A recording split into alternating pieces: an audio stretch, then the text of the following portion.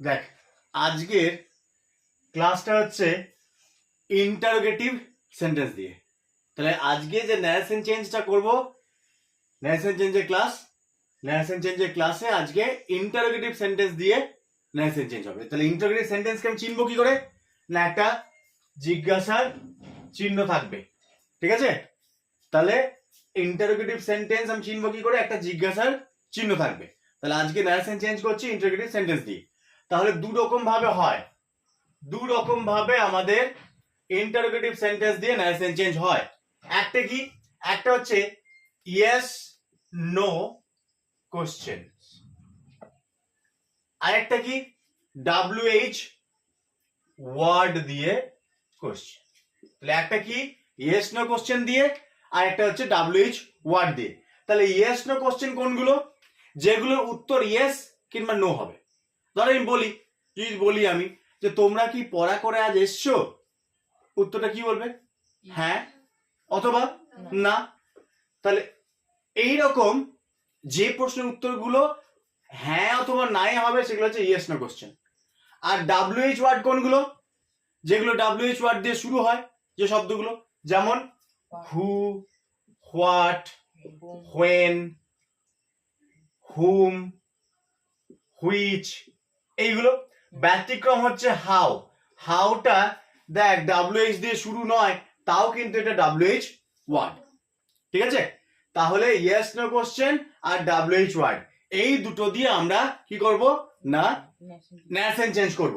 তো এটা আমাদের জেনে নিতে হবে যে ইন্টারোগেটিভ সেন্টেন্সের এই যে জিজ্ঞাসা বসাবো, তো এর যে সেন্টেন্সের স্ট্রাকচারটা কি হয়? প্রথমে ভার্ব বসে, তারপরে সাবজেক্ট বসে, তারপরে অবজেক্ট বসে, দিয়ে জিজ্ঞাসার চিহ্ন হয়। কিন্তু ন্যারেশন চেঞ্জের ক্ষেত্রে মনে রাখবো যে এই ইন্টারোগেটিভ সেন্টেন্সকে আমরা অ্যাসার্টিভ সেন্টেন্স করব। কি সেন্টেন্স করব? Assertive sentence. অ্যাসার্টিভ সেন্টেন্স করতে গেলে কি করতে হয়? তাহলে এই যে ইন্টারোগেটিভের ভার্ব সাবজেক্ট অবজেক্ট, এইটাকে কি করে দিতে হবে? কি সাবজেক্ট ভার্ব অবজেক্ট দিয়ে ফুল স্টপ। বুঝে গেছে? এইবার আমি এক্সাম্পলে আসছি। তাহলে আমরা এক্সাম্পলটা পাচ্ছি, he said to me are you well. তাহলে এই যে জিজ্ঞাসা চিহ্ন আছে, জিজ্ঞাসা চিহ্ন যখন আছে, প্রথমেই আমরা ধরে নেবো এটা হচ্ছে ইন্টারোগেটিভ সেন্টেন্স। এইবার কোটেশনটা আমরা খেয়াল করব। কোটেশনটা দেখো, একটা ভার্ব দিয়ে শুরু হচ্ছে আর, ঠিক আছে? যদি এটা WH ওয়ার্ড দিয়ে শুরু হতো তাহলে অন্য ব্যাপার হতো। যেহেতু এটা ভার্ব দিয়ে শুরু হচ্ছে, তাহলে জিজ্ঞাসা চিহ্ন মানে ইন্টারোগেটিভ সেন্টেন্স, এর স্ট্রাকচারটা কি? ভার্ব সাবজেক্ট অবজেক্ট দিয়ে জিজ্ঞাসা চিহ্ন। তাহলে এই ধরনের যেগুলো ভার্ব দিয়ে শুরু হয়, যে ন্যারেশন চেঞ্জ গুলো, সেগুলোকে বলা হয় ইয়েস নো টাইপ। তাহলে যে ন্যারেশন চেঞ্জ গুলো ইন্টারোগেটিভ ক্ষেত্রে ভার্ব দিয়ে শুরু হয়, সেগুলোকে বলা হয় ইয়েস নো টাইপ। সেগুলোর ক্ষেত্রে কি করব আমরা? ইন্টারোগেটিভ সেন্টেন্স দেখলেই আমরা সেড টু এর জায়গায় কি করে দেবো? আস্কড।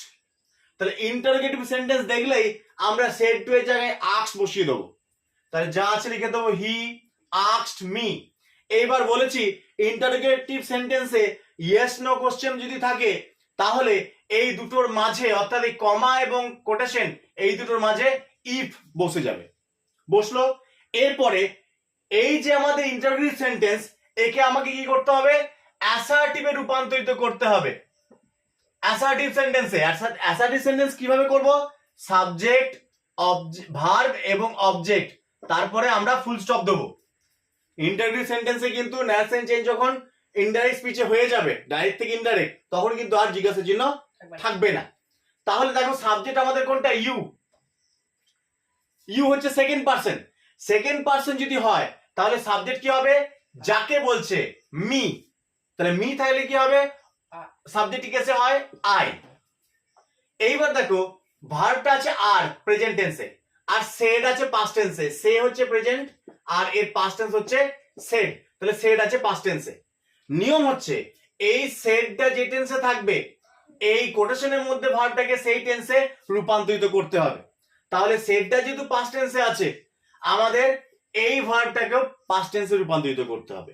পাস্ট টেন্সের দুটো রূপ আমরা জানি, ওয়াজ আর ওয়্যার। সাবজেক্ট যদি একটা হয় তাহলে ওয়াজ হবে, সাবজেক্ট একের বেশি হলে ওয়্যার হবে। যেহেতু আই আছে তাহলে কি হবে? ওয়াজ হবে। ঠিক আছে, অবজেক্ট কোনটা? ওয়েল দিয়ে ফুল স্টপ। তাহলে উত্তর কি পেলাম? He asked me if I was well, sorry এটা ওয়াজ হবে, ইফ আই ওয়াজ ওয়েল। তাহলে উত্তর কি পাচ্ছি আমরা? He asked me if I was. এরপরে ইন্টারোগেটিভ সেন্টেন্সের WH ওয়ার্ড দিয়ে নারেশন চেঞ্জ। আমরা আগেরটা কি দেখলাম? ইয়েস নো টাইপের, ইয়েস নো কোশ্চেন দিয়ে নারেশন চেঞ্জ। এবার আমরা কি দেখবো? WH ওয়ার্ড দিয়ে, মানে যে শব্দ, যে নারেশন চেঞ্জের কোটেশনটা WH ওয়ার্ড দিয়ে শুরু হবে। ঠিক আছে, তো আমাদের একই নিয়ম, জিজ্ঞাসা চিহ্ন থাকলেই এই সেড এর জায়গায় বা সেড টু এর জায়গায় হবে আস্কড। তাহলে যদি জিজ্ঞাসা চিহ্ন থাকে তাহলে সেড বা সেড টু এর জায়গায় আস্কড হয়ে যাবে। এটা যেমন বসানো আছে বসে যাবে। এরপরে দেখো, ইয়েস নোর ক্ষেত্রে কমা এবং কোটেশনের মাঝে ইফ বসাচ্ছিলাম, এক্ষেত্রে যেটা WH ওয়ার্ড আছে সেটাকে প্রথম বসিয়ে দেবো। তাহলে WH ওয়ার্ড এখানে কি আছে? হোয়াট আছে। এরপরে দেখো পরেরটা থাকে ভার্ব, অর্থাৎ WH ওয়ার্ডের পরেরটা থাকে ভার্ব এবং তার পরেরটা থাকে সাবজেক্ট। তাহলে আমাকে অ্যাসার্টিভ করতে হবে। অ্যাসার্টিভ করার নিয়ম হচ্ছে সাবজেক্ট তারপরে ভার্ব। তাহলে সাবজেক্ট কোনটা? হি। তাহলে থার্ড পারসন হি মানে হি বসবে। ভার্ব হচ্ছে ইজ, এইদিকে আছে সেড, সেড পাস্ট টেন্সে, আর ইজ হচ্ছে প্রেজেন্ট টেন্স। তো আমাদের নিয়ম হচ্ছে সেডটা যে টেন্সে থাকবে এই ইজটাকেও সেই টেন্সেই রূপান্তরিত করতে হবে। তাহলে ইজটা আমরা কোন টেন্সে করব? পাস্ট টেন্সে করব। তাহলে পাস্ট টেন্সের দুটো রূপ কি কি? ওয়াজ আর ওয়্যার। তাহলে একটা হলে সাবজেক্ট যদি একটা হয় তাহলে ওয়াজ, সাবজেক্ট একের বেশি হলে ওয়্যার। হি যেহেতু একটা তাহলে হয়ে যাবে ওয়াজ। তাহলে উত্তর, তাহলে ফুল স্টপ দেবো। তাহলে উত্তর কি পেলাম আমি? হি আস্কড হোয়াট হি ওয়াজ। ঠিক আছে, তাহলে প্রথম কাজ হচ্ছে সেড বা সেড টু এর জায়গায় আস্কড বসানো। দ্বিতীয় কাজ হচ্ছে যে WH ওয়ার্ড আছে সেটা বসিয়ে দেবো। তারপরে কাজ হচ্ছে সাবজেক্ট ভার্ব অবজেক্ট, অর্থাৎ অ্যাসার্টিভ করে দেওয়া এবং ফুল স্টপ দেওয়া।